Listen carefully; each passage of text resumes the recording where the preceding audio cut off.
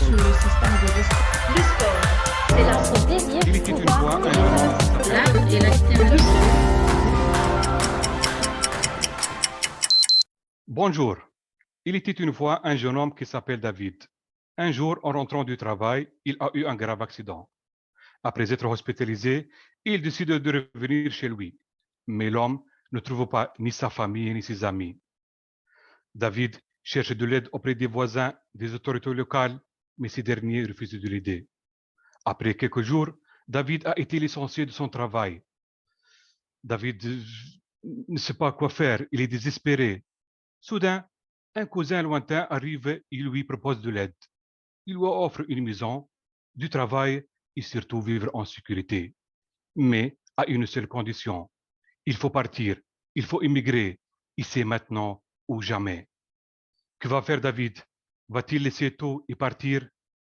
Telle était la question à laquelle la majorité des Juifs européens devaient répondre à la fin de la Deuxième Guerre mondiale. Partir ou rester. Dans ma thèse, je joue le rôle d'un détective qui retrace l'immigration de David et des autres Juifs de la France et de la Pologne après la Deuxième Guerre mondiale vers Palestine et après 1948 vers Israël.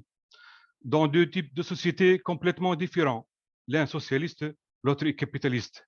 Mais leur communauté juive était comparable en termes de taille, puisqu'elle faisait partie de la plus grande communauté juive en Europe après la guerre.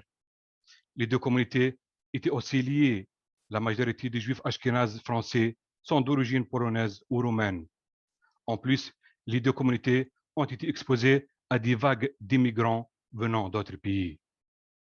Après 3 ans de recherche et d'investigation, j'ai remarqué, et contrairement aux apparences, que l'accident qu'a eu David a joué un grand rôle dans sa décision d'émigrer.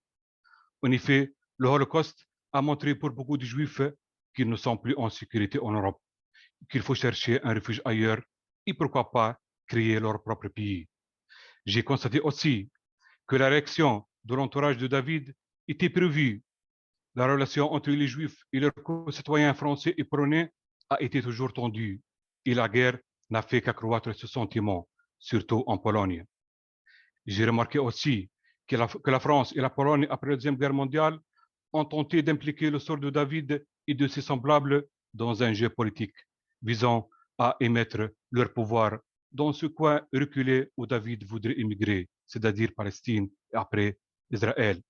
Tout ça dans le contexte de la guerre froide. En résumé, les objectifs de ma thèse est de révéler les circonstances de l'immigration des Juifs de la Pologne et de la France après la Deuxième Guerre mondiale et de le comparer, en espérant avancer la recherche académique bilatérale entre la France et la Pologne. Merci.